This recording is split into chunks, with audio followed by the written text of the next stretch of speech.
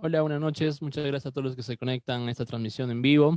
Vamos a dejar unos pequeños minutos para que podamos compartir el link y que más gente se pueda conectar. Así que esperamos unos minutos. Javier, te voy pasando a tu WhatsApp para que lo compartas.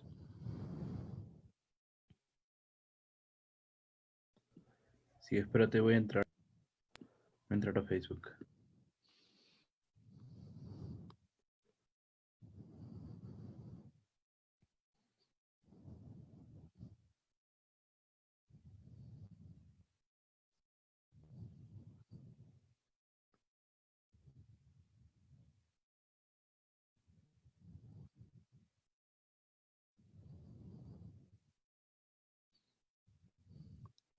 A los que recién se están uniendo, espérenos unos minutitos más. Vamos a esperar que más gente se conecte.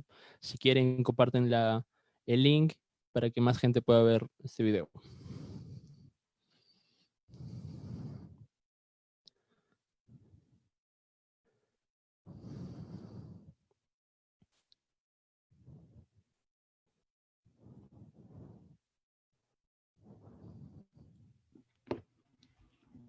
Ya está. Ya, bueno, también lo voy a publicar. Ya, tenemos un poquito más de 10 personas. Ya se irán conectando.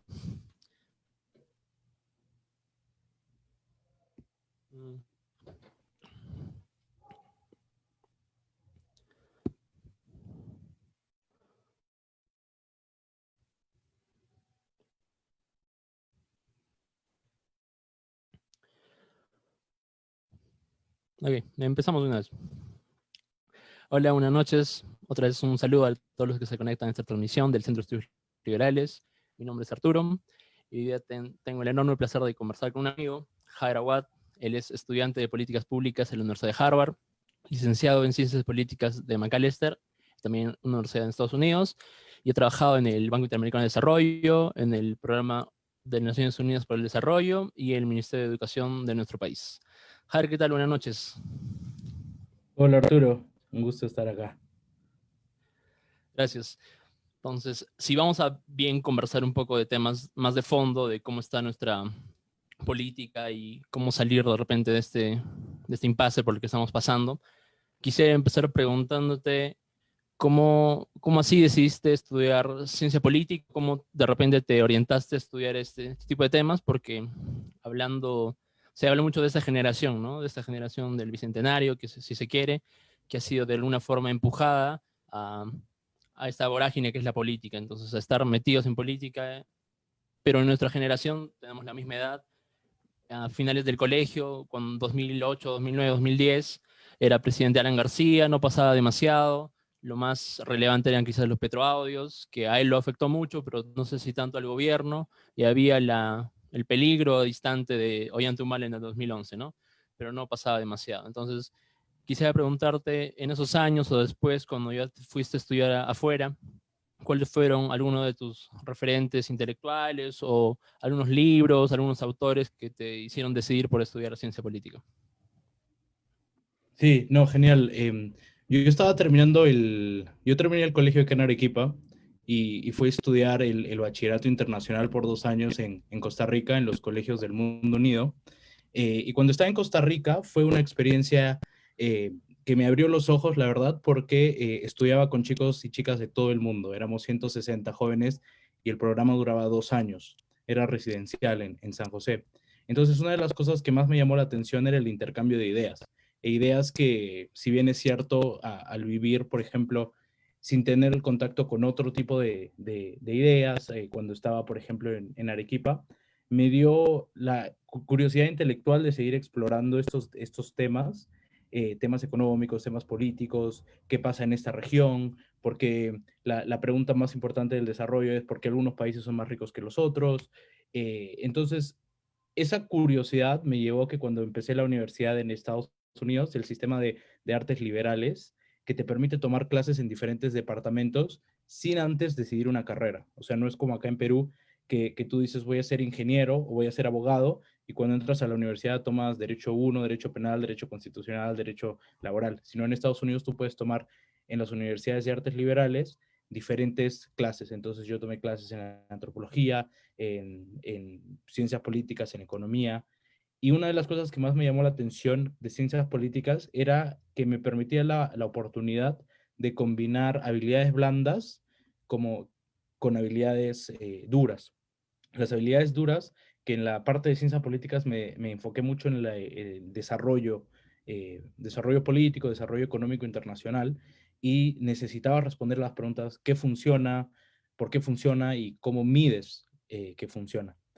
Entonces, en tema de policy, de políticas. Y en el tema de habilidades blandas necesitas negociaciones, necesitas trabajar en tu liderazgo, y esas eran oportunidades que la maestría que el pregrado ofrecía. Y aparte, los conocimientos de temas mundiales que iban desde el nivel local, desde una municipalidad, hasta el nivel global, y cómo interactúan los gobiernos y los países. Entonces era una carrera bien completa que me llamó mucho la atención, y tuve la suerte de haber trabajado en ese tema después de la universidad. Y como te presenté al principio, has estudiado en la Universidad de Harvard, una de las universidades más prestigiosas del mundo. Quisiera que nos comentes un poco cómo es Harvard, y sobre todo la comunidad de la Kennedy School of Government, que es donde se especializan en políticas públicas, y también cómo es la comunidad peruana allá. Sí, la universidad, la Escuela de Gobierno de Kennedy, que está dentro de la Universidad de Harvard, es, es un paraíso para las personas que les gusta los temas de relaciones internacionales, defensa, seguridad, políticas públicas y policy.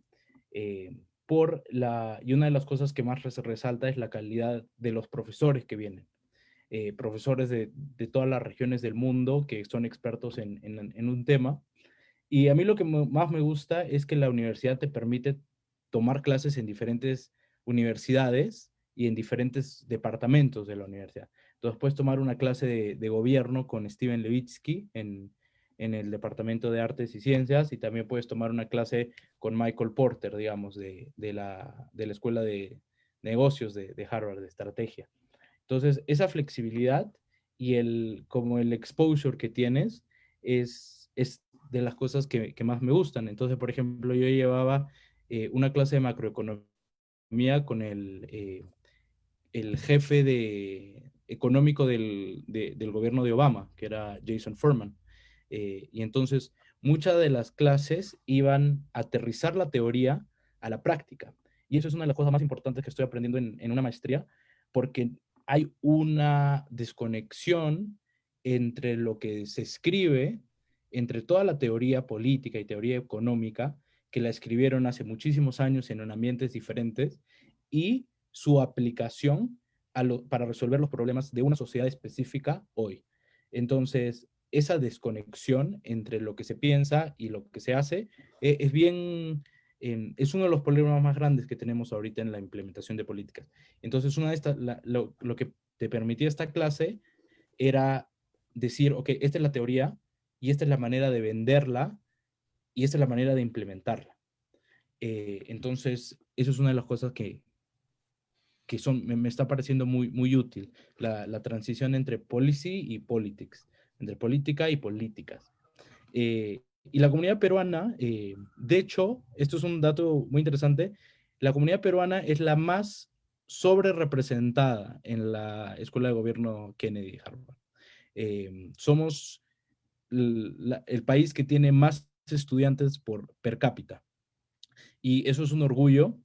Y segundo, te permite aprovechar todos los recursos que la universidad te ofrece para, primero, dar a conocer los problemas políticos y de policy de Perú. Entonces, ya empiezas a ver más, por ejemplo, los famosos casos de la Escuela de Negocios de Harvard, ya empiezan a tocar temas de Perú. Ya hay un caso sobre Antamina y sobre cómo hacer una oferta, el bidding, ese proceso. También hay un caso sobre el Interbank como conglomerado económico. Entonces, esa es una de las ventajas de tener o sea, un grupo estudiantil representado. Y la otra es que llevamos a muchos políticos y economistas peruanos a que den charlas en la universidad. Entonces nosotros las organizamos y el resto de Latinoamérica y gente de todo el mundo aprende mucho de las cosas que están pasando en Perú. Entonces el año pasado, luego del cierre del Congreso, tuvimos a Salvador del Solar, que era el premier. El cierre del Congreso fue el 30 de septiembre y Salvador estuvo con nosotros al principio de noviembre y dio una charla magistral sobre los problemas que es enfrentar ejecutivo versus legislativo y dónde nos está llevando. Claro, y además aprovechar un poco de que hay uno de los más de los peruanólogos más importantes, que es Steven Levitsky, ¿no? Que ha escrito varios libros, no relacionados exactamente con el Perú, pero unas investigaciones también muy importantes.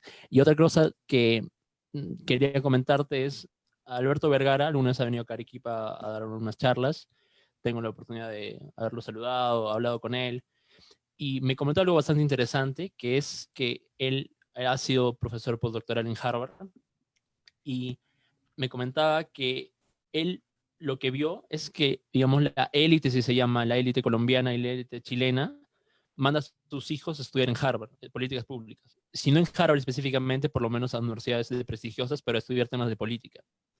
Pero en caso opuesto, el peruano, no, la élite peruana no manda a sus hijos a estudiar temas de políticas públicas o temas de ciencia política, sino en temas de negocios. Entonces, eso me pareció un poco interesante, ¿no? Que ver este problema de repente de las élites y su desconexión con la política y de repente querer un poco más ahondar en sus negocios, profundizar en sus negocios, pero dejar la política un poco de lado. No sé si has visto algo más o menos así. ¿Cómo son los compañeros que están en la Kennedy School?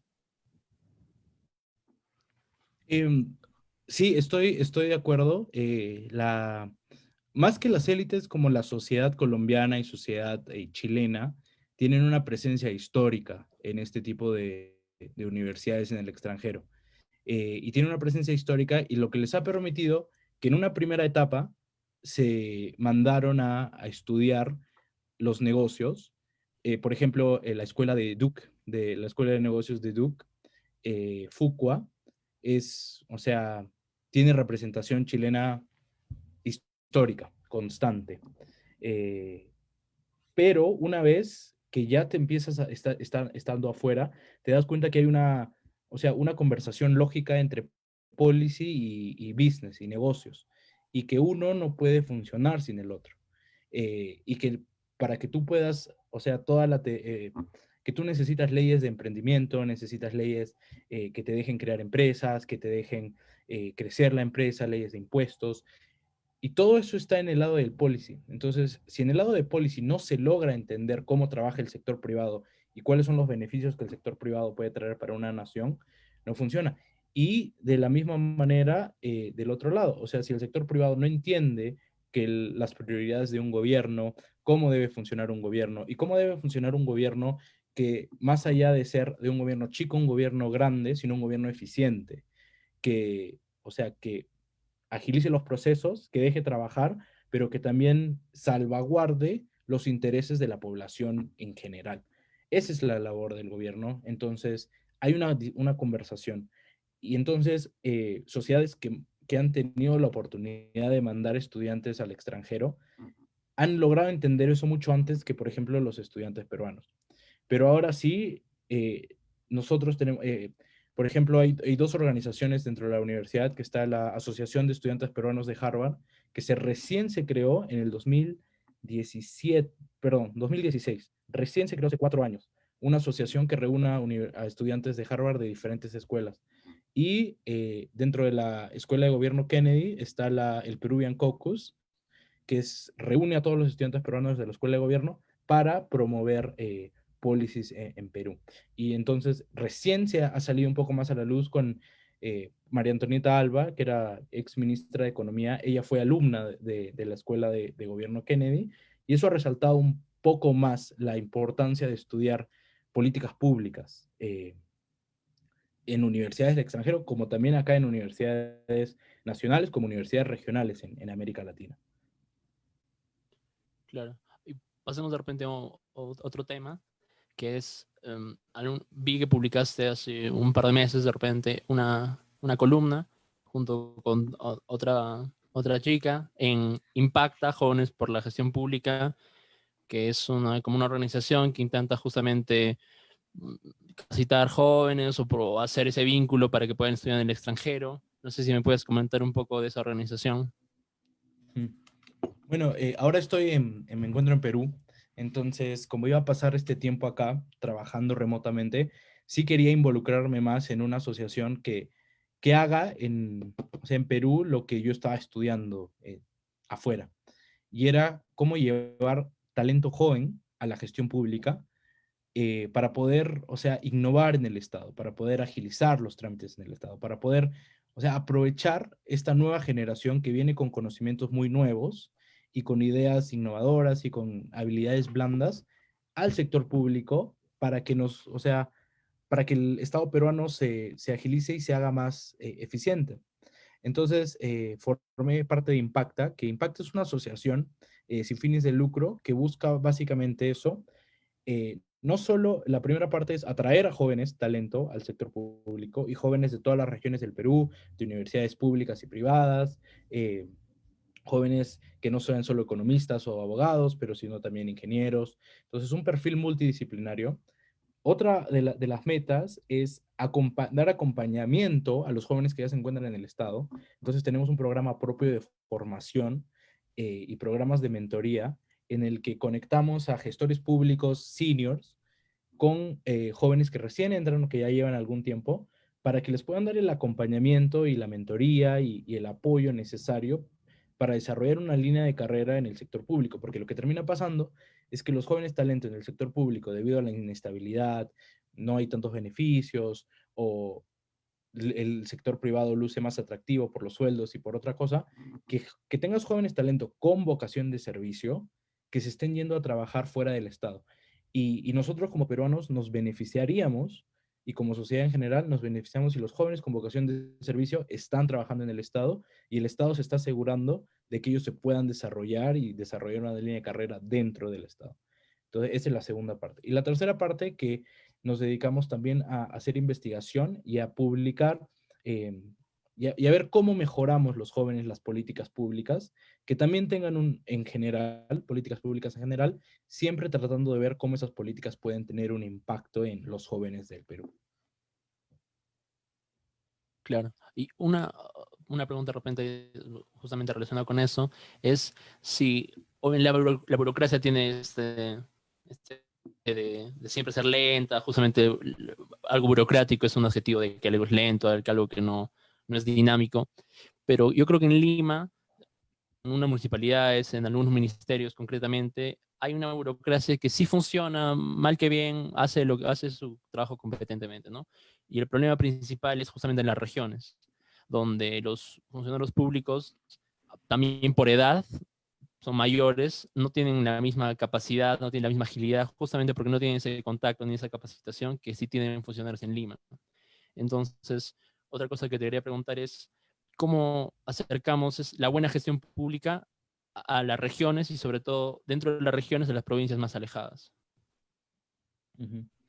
Es una excelente pregunta y la respuesta, bien es fácil decirla, pero es difícil implementarla y es desarrollar tu capital humano.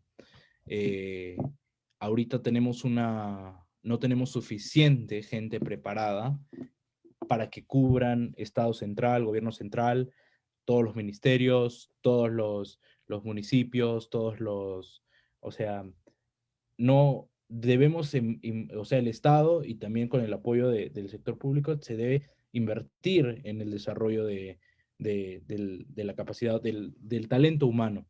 Entonces, la educación es el arma más poderosa, entonces eso es número uno, tener programas, no solo universidades de calidad, pero herramientas para que gente que no pueda, no tenga el privilegio de acceder a la educación, porque en el Perú la educación es un privilegio más que un derecho, que existan los mecanismos para integrar a gente de todas las regiones del Perú en educación de calidad, no solamente en Lima, sino también en las regiones. Y eso no necesariamente significa construir más universidades, sino que las universidades que tengan, que ofrezcan educación de calidad para la inversión que los padres están haciendo. Y desde la labor del Estado es repotenciar la educación pública, las universidades públicas a través del país. Entonces la educación, eso es lo más importante. Y una vez que tengas educación, que tengas gente preparada, ahí ya puedes empezar a descentralizar eh, y llevar jóvenes talento y gestores públicos talentosos a todo tu aparato del Estado, no solo al nivel central, sino también al nivel regional, al nivel municipal y al nivel local. Justo esa pregunta que te hice es porque de repente desde algunos sectores más de la izquierda se pide que el Estado tome más competencias y que se la tiene que arrebatar justamente al sector privado y que estas pasen al sector público. Entonces, mi respuesta siempre a esto ha sido, hasta que no tengamos una burocracia mínimamente competente, mínimamente que la burocracia regional de las regiones sea como la limeña más o menos, pedir que inmediatamente se haga los gobiernos regionales, las municipalidades tomen más recursos, no va a tener ningún beneficio y más bien alimenta la corrupción porque no hay justo ese buen manejo de las políticas públicas. Entonces, ¿cómo crees que sería esa transición? Contentando de repente a ese sector de la izquierda que está pidiendo, que cree que más recursos inmediatamente se va a transformar en mejor gestión. Sí, es un tema interesante porque el Estado en educación tiene ciertas competencias. Y acá hay un ejemplo excelente que es, por ejemplo, la UTEC, la Universidad Tecnológica, que la promocionaron, Universidad Tecnológica de Ciencias, que la promocionaron miembros del sector privado. Entonces, esas iniciativas también se necesitan. Se necesitan campos tecnológicos, campos universitarios, pero estos campos es como la educación privada, se tiene que pagar, ¿verdad? Entonces, el Estado tiene un presupuesto derivado a la educación pública y la educación pública es el pilar de, de las naciones más desarrolladas. Entonces, debemos también, el Estado debe invertir y debe asegurarse que su educación pública sea de calidad y no solamente en la capital, sino también en las regiones y en las ciudades del Perú. Entonces, esa transición es, o sea, el tema de educación es bien complejo, hay muchos actores, pero sí creo que se puede tomar el ejemplo de varios países sobre cómo se ha estado llevando una educación pública de calidad en paralelo a una educación privada de excelencia, pero que ambas sean accesibles a todas las personas que decidan educarse. Y nuevamente, hacer la educación es un derecho, pero hasta ahora se está manejando como que la educación es un privilegio. Y ahí es necesaria una política pública para que para que quite ese piso de privilegio sobre cómo se habla de la educación. Y para seguir conversando un poco de la burocracia, se habló mucho cuando entró el gobierno de PPK de que era el culmen de la tecnocracia, ¿no? Y que eso no iba a llevar a ningún lado, que no habían políticos, todos eran tecnócratas, y que sin ese manejo político de las cosas, conversando con otros actores, con la ciudadanía, eventualmente se iba a romper, y no sé si eso fue una de las razones principales por qué el gobierno de PPK no funcionó, también obviamente tenía una posición bastante fuerte, bastante ciega, pero ¿qué me puedes decir un poco de ese problema de la tecnocracia, ¿no? De que sin partidos políticos, simplemente un grupo de tecnócratas que manejan el Estado sin explicar de repente lo suficiente a la gente de qué cosas se está haciendo. Sí, la tecnocracia, de hecho, es un tema que resurgió con el gabinete de lujo de PPK, ejercitándose el primer día en sus buzos Nike fuera del Palacio de Gobierno. Entonces, acá hay un mito de la tecnocracia, que es que el entendimiento de qué significa ser ministro. Y acá, ser ministro y formar parte de un gabinete es un cargo netamente político. Eres invitado por tu presidente para servir a tu país en una cartera específica y se espera que tengas los conocimientos para sacar adelante los proyectos de esa cartera. Entonces, no se espera que seas un experto, tengas un doctorado. Es un cargo político. Entonces, lo que buscó hacer este tema del mito de la tecnocracia es que tú podías hacerlo bien podías llevar bien un ministerio e incluso una presidencia no siendo un político. Que esto significa ser una persona que, digamos, conoce la realidad, conoce temas de negociación y conoce que hay objetivos que se tienen que lograr, porque tú le respondes al país, no le respondes a a un board of directors, a una junta directiva.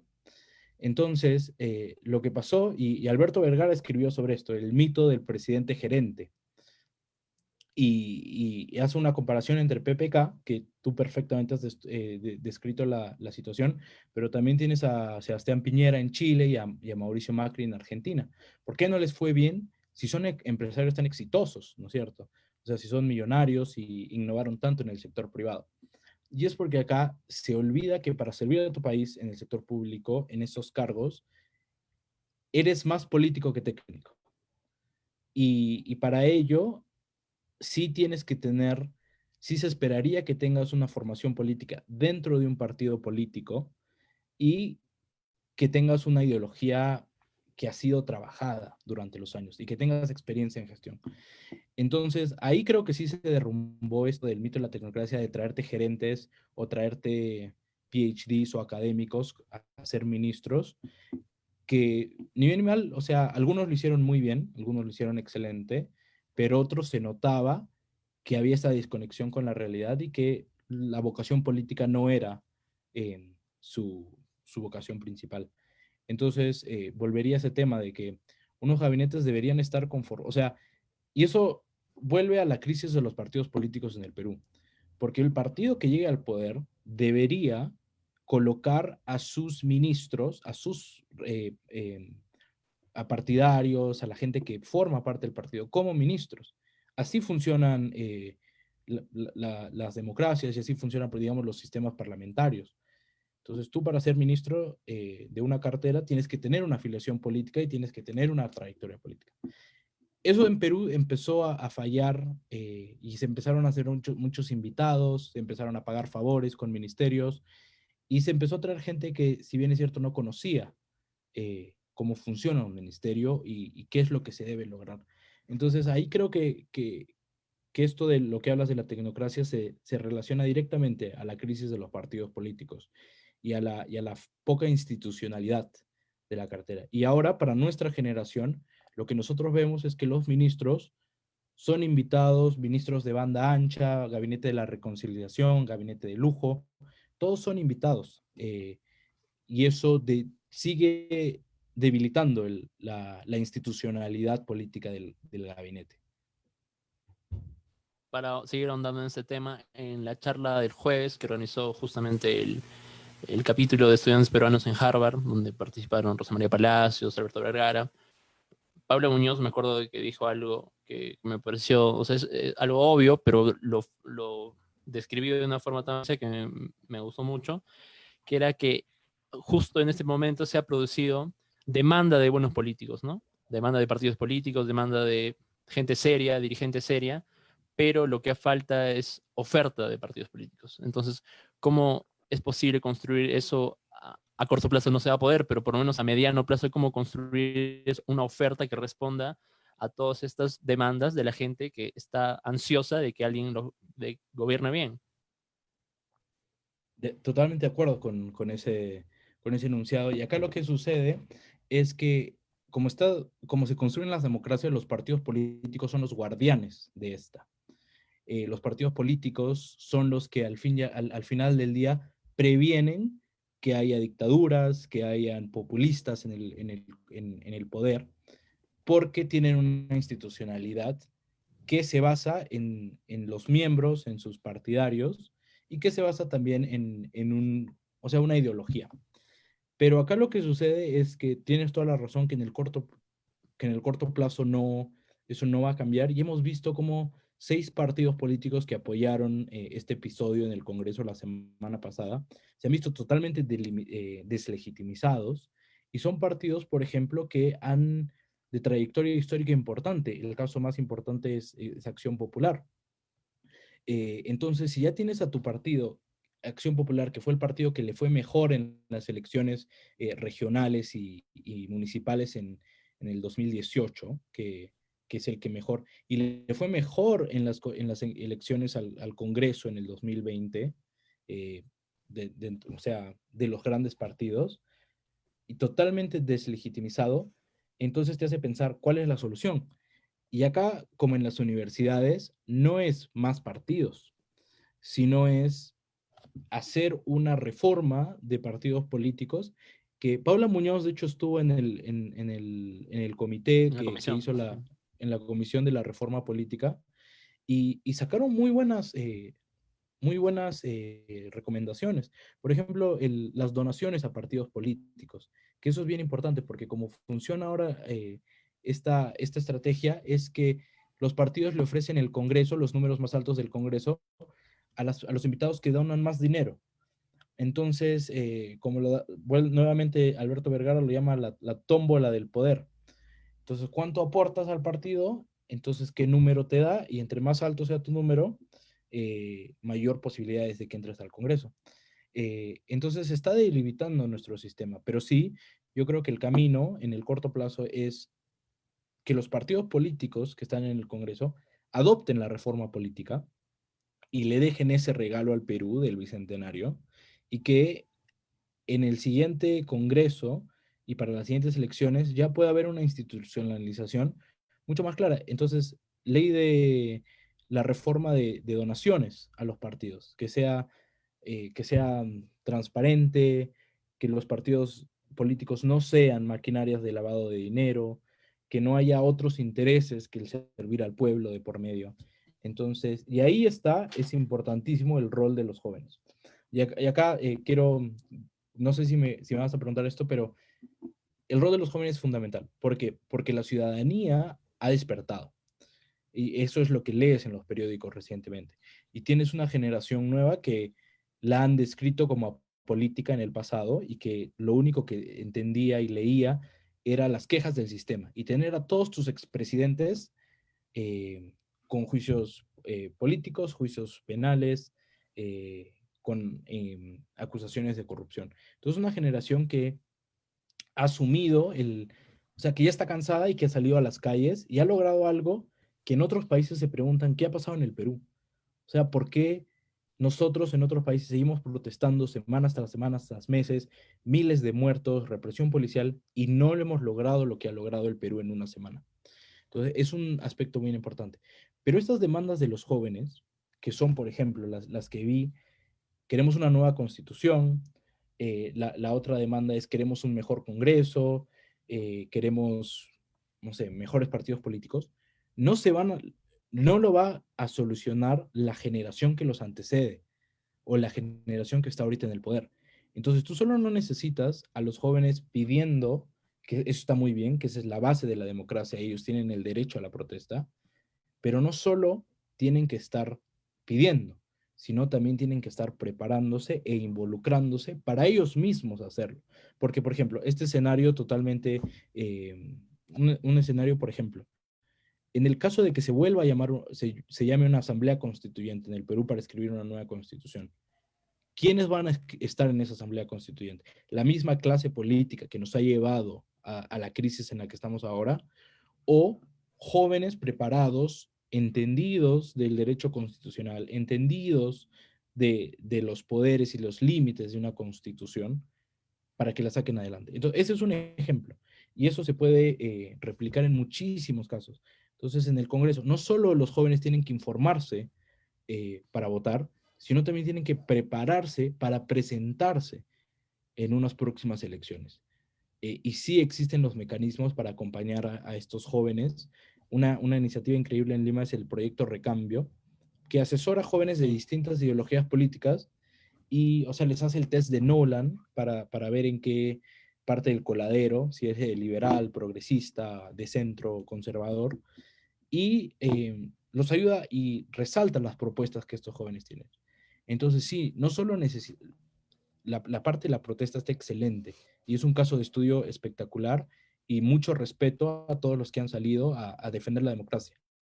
Pero todas las propuestas y todos los pedidos y los grievances que ellos tienen, también tienen que estar trabajando para informarse, prepararse y presentarse. Porque este problema no se va a solucionar de la noche a la mañana. Necesita un cambio generacional en política y en gestión pública.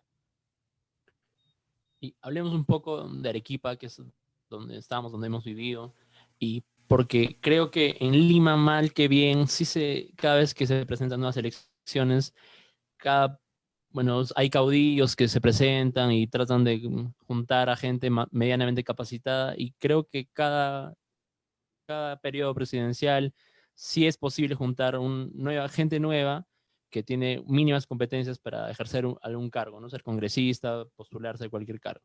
Pero aquí en Arequipa, que se supone que es la segunda ciudad, que ha crecido muchísimo económicamente, justamente es un tema de que estoy leyendo el libro de Alberto Gara, de su tesis doctoral, que habla un poco sobre no sé si lo conoces, habla sobre hace una comparación entre Bolivia y Perú y cómo esa media luna que se llama en Bolivia de la parte de Santa Cruz, de Beni, esa parte del oriente, tiene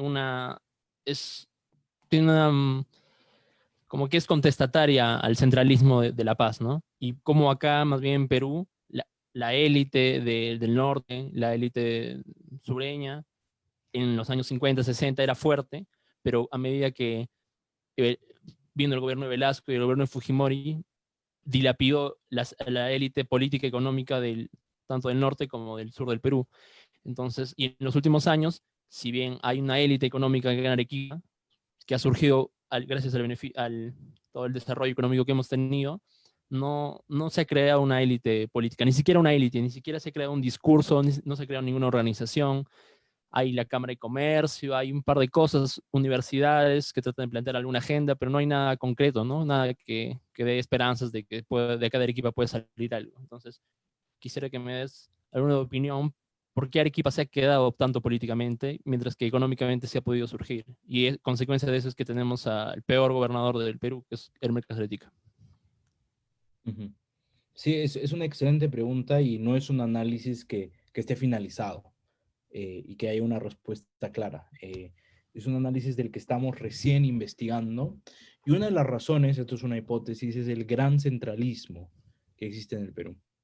Y que hubo un proyecto de descentralización en el gobierno de Toledo que no,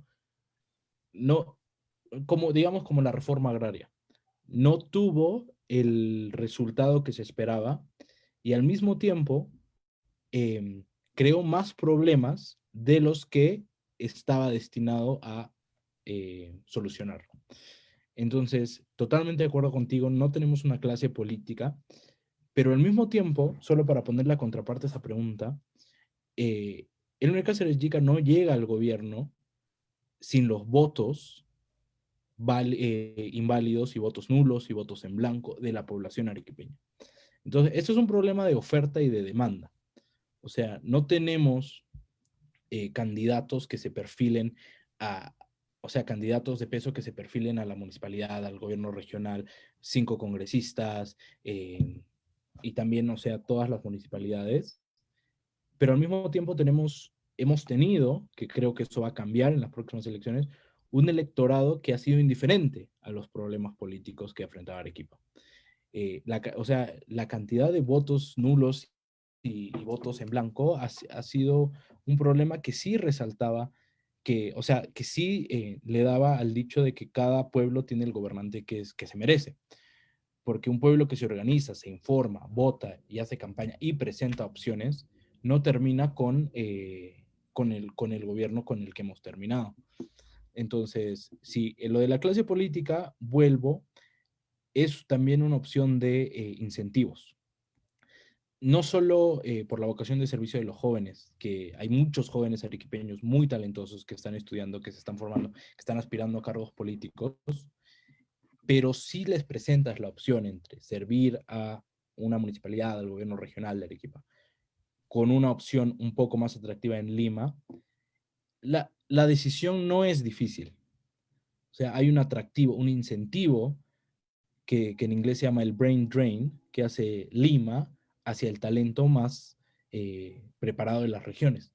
Entonces nosotros tenemos que hacer un proceso de reversa y crear los incentivos necesarios para que los jóvenes con vocación de servicio arequipeños y arequipeñas regresen a Arequipa y a servir. Y para eso no solo necesitas crear los incentivos de parte de las instituciones que sean atractivas para trabajar, una institución que te permita desarrollar una línea de carrera, una institución que te dé los beneficios y te dé, o sea, el reconocimiento social, es un servidor público en Arequipa, sino también necesitas más oferta de estos jóvenes preparados y de jóvenes que quieran hacer vida Arequipa. Y eso por eso a mí me dio mucho gusto que universidades como por ejemplo la Universidad Católica de Santa María inicie el programa de ciencias políticas y de gobierno hace 2, 3 años, si no me equivoco. Un poquito más, 5. Recién Este se va a graduar la primera promoción, claro. sí. Entonces, esa es la oferta que tenemos que tener. Todas las universidades de Arequipa, nacional o privada, que tengan un programa que forme a los futuros servidores públicos de Arequipa. Y no solo que los forme y que les dé clases, sino también que genere los incentivos y los mecanismos para que estos jóvenes se inserten a la gestión pública en Arequipa. Y ahí, por ejemplo, en Estados Unidos lo que más abunda es el sistema de... Tienen un programa dos programas que me encantan en la universidad. Uno es el Dukakis, la pasantía Dukakis, y el otro es la pasantía Bloomberg, de Michael Bloomberg. Y lo que hacen estos filántropos es, le pagan a los jóvenes de las universidades de gestión pública para que en su verano, los 3 meses entre el primer año y el segundo año, vayan a hacer sus pasantías pagadas. La Dukakis es a los gobiernos de Estados Unidos, que son 50 estados, 50 gobiernos, y la de Bloomberg es a las municipalidades, a las ciudades. Eh, entonces necesitamos mecanismos como ese. O sea, necesitamos que todos los jóvenes que se van a graduar de las carreras de ciencias políticas acá en Arequipa, que hagan sus pasantías, sus prácticas profesionales y prácticas preprofesionales en todas las instituciones públicas de Arequipa y que reciban dinero por hacer un trabajo. Y ahí, o sea, hay muchas fundaciones extranjeras. Me comentabas una alemana con la que estás trabajando, también está Konrad Adenauer, por ejemplo, que se puede trabajar este tipo de proyectos para insertar talento joven en la gestión pública, que es lo más difícil, porque una vez adentro, estos jóvenes son muy hábiles y van a encontrar su futuro dentro de la gestión pública. Pero el problema es el primer paso, insertarlos, remunerarlos y ofrecerles mentoría y desarrollo. Justo también quería comentar el tema de la filantropía de repente de las grandes empresas, ¿no? De que se han dedicado de repente más a directamente a hacer lobby a partidos políticos, al Estado, y han dejado de lado la formación de jóvenes. Han pensado mucho al corto plazo y han dejado el mediano y el largo plazo casi votado. Ahora ha habido de repente un poco más de esa sensibilidad por el mediano plazo, por educar a jóvenes, por invertir en think tanks, por invertir en justamente en la formación. Y quería preguntarte, ¿por qué en Estados Unidos, no sé si hay una respuesta concreta, ¿no? ¿Por qué en Estados Unidos, por qué en otros países, o desde cuándo hubo los empresarios sí tuvieron esa mentalidad y por qué acá en Perú no se ha replicado? A ver, una de las hipótesis también es porque en Estados Unidos la plata de donaciones y de filantropía no paga impuestos. Mm. Entonces, tú creas los incentivos como gobierno para que las empresas privadas retribuyan a su sociedad y también ellos tengan un beneficio, porque el sector privado no lo va a hacer de bueno. O sea, ellos están en el negocio de generar, o sea, de incrementar la the bottom line. Entonces, tú les tienes que dar los incentivos como gobierno para que ellos apoyen en la filantropía. Y también a muchas fundaciones, tú debes de crear la estructura en la sociedad para que estas fundaciones tengan el reconocimiento y trabajen de la mano del gobierno para que las fundaciones lleguen a donde el gobierno no puede. Entonces ahí en un tipo de asociación público-privada para solucionar problemas como por ejemplo la educación.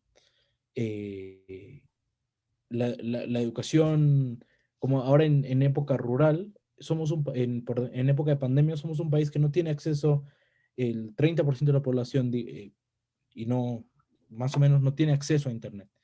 Entonces, jóvenes que han perdido este año porque no pueden acceder a la educación que el gobierno está dando en Aprendo en Casa y no tienen los medios para pagarse una educación privada que les dé clases todos los días.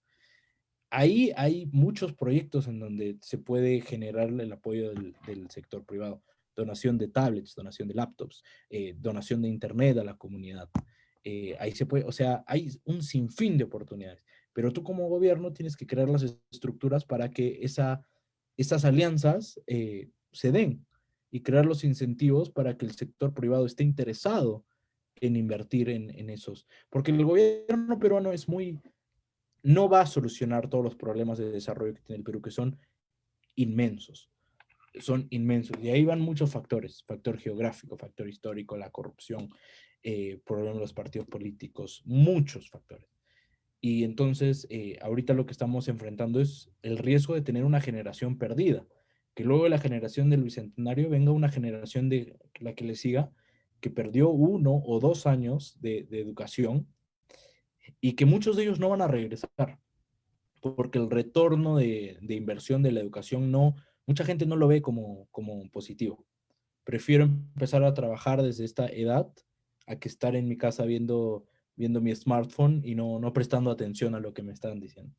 Entonces, ahí sí, políticas educativas, hay mucho espacio para colaborar con el sector privado, para desde entregar las tablets que ha comprado el Estado peruano, proveer internet, crear cursos o sea, crear profesores particulares para niños.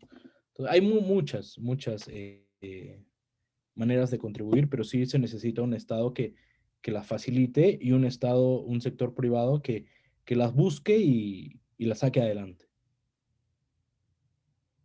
Para ir finalizando esta entrevista, me gustaría preguntarte, no sé si por ética profesional me puedes dar demasiados detalles, pero tú que has trabajado, trabajas actualmente en organismos internacionales como el BID, como el PNUD, ¿cómo han visto el tema de, de la pandemia, el tema de justamente la desconfianza que ha ocasionado la OMS a estos organismos internacionales, a la globalización en sí, y cómo han visto afectados de repente la confianza otra vez de la gente de a pie a estos organismos internacionales?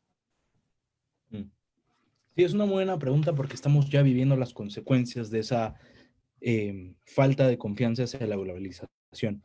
Y bueno, y la globalización como proceso nos ha traído innumerables ventajas, pero sí ha llegado a un punto en que la globalización, el multiculturalismo, la integración económica, han llevado a revertir el sentir de la población, de cierta parte de la población, hacia esta apertura, hacia lo externo. Entonces, sí se han creado grietas. Creo que 2016 fue el año en que todos nos dimos cuenta de que las grietas eran reales, con la elección, con el, por Brexit, la elección de Donald Trump. Sí, ya se tradujo ese descontento con la globalización en el voto y en cambio radical de prioridades. Y yo creo que lo de los organismos, sí hay un peligro grande que este descontento hacia la globalización en que emerjan líderes populistas y líderes que sepan, o sea, sean políticamente savvy para controlar este descontento, echarle leña al fuego y ser elegidos. Nosotros sabemos los peligros del populismo y la historia no se repite, pero sí va en ciclos y sabemos lo que puede pasar si llegamos a elegir un líder populista. Y este es el terreno fértil para el populismo, o sea, ese descontento y esa división de nosotros contra ellos. Y ellos van desde los inmigrantes venezolanos, va desde la banca multilateral, va desde la OMS, porque esto de la OMS sale de un discurso de Trump, de Donald Trump, para que se tardó en actuar y le va a quitar el financiamiento. Y ahí paso al tema de los organismos multilaterales y el sistema de las Naciones Unidas. Este es un sistema que mucha gente no ente la razón de ser de estos sistemas. Estos sistemas no están ahí para dictarle las directivas a los gobiernos.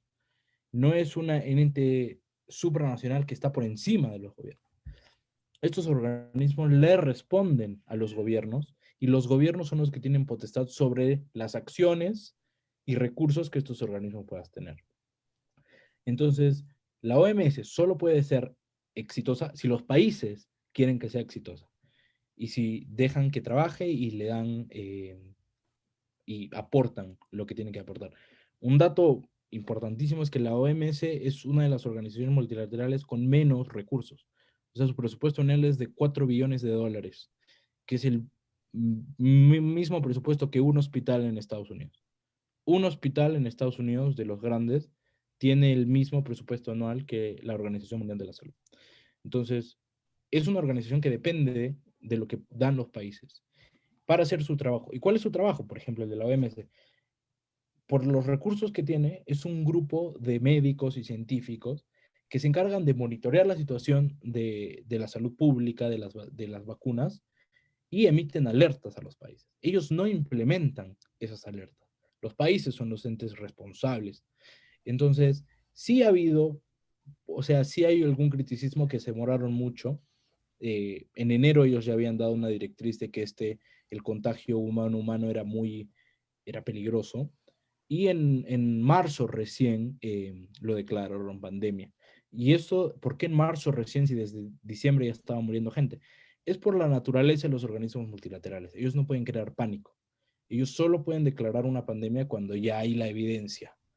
Entonces, sí acá hay un balance entre lo que estos organismos fueron diseñados para hacer, el apoyo que le dan los países, porque dependen de los países, y lo que los populistas te dicen que deben hacer y, y los usan como los culpables de lo que está pasando. Acá, o sea, no, yo sé que no existe el contrafactual, pero ¿cómo hubiera sido la respuesta de los países si no existiría un organismo internacional que coordine las respuestas, la prevención, el tratamiento de todos los países? O sea, acá nos hubieran dado dióxido De cloro. dióxido de cloro como política nacional si no existe un ente que supervisa como la OMS. Y entonces, por ejemplo, esto empieza de Donald Trump, que culpa a la OMS por su respuesta, pero ahorita Estados Unidos es el país desarrollado que tiene los peores indicadores de mortalidad y de infección. Entonces, ahí hay algo de trasfondo, hay intereses más personales. Entonces, sí, hay un descontento. ¿Y esto solo para terminar, esto cómo se puede arreglar?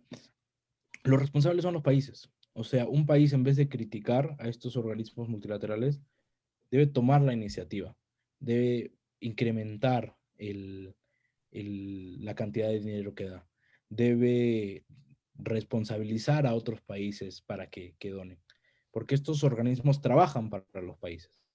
Y acá sí hay un problema de acción colectiva. ¿Por qué yo voy a dar si mi vecino no está dando? Entonces ahí sí ya hay un aspecto más de fondo de cómo trabajamos como aldea global. Y sí, la verdad, la interconexión y esta globalización, la verdad, nos ha vuelto más envidiosos y nos ha vuelto más nacionalistas que lo que intentaba. Entonces, es una reflexión un poco, o sea, que nace de esta situación. Bueno, Javier, muchísimas gracias. Ya no hay tiempo para más. Te agradezco mucho por tu tiempo y agradezco a todos los que se han sintonizado esta pequeña entrevista desde Estudios Liberales. No sé si quieres decir algo para cerrar. No, primero, muchísimas gracias a ustedes por la invitación. Esta es una iniciativa que me gusta mucho. Les deseo mucha suerte y estoy acá para apoyar en lo que ustedes deseen. Y segundo, si hay jóvenes que nos están viendo, otra vez recalcar ese mensaje de que el primer paso ya lo hicimos, que es salir a las calles, demostrar nuestra disconformidad y organizarnos, pero lo que se viene es aún más bonito, que es seguir informándonos, seguir participando del proceso democrático, no solo nuestro voto informado cada 4 años, cada 2 años, sino informándonos, educándonos y presentando nuestras candidaturas a la política si tenemos esa vocación de servicio o entrando al sector público, primero de nuestra ciudad y luego a nivel nacional para juntos trabajar ese país que tanto nos gustaría tener. Eso. Perfecto. Muchas gracias. Buenas noches a Muchas gracias todos. por la invitación.